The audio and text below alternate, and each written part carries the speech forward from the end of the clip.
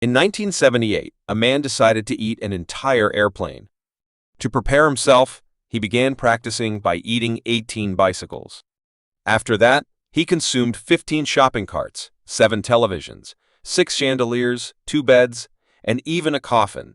He even ate his Guinness World Record certificate.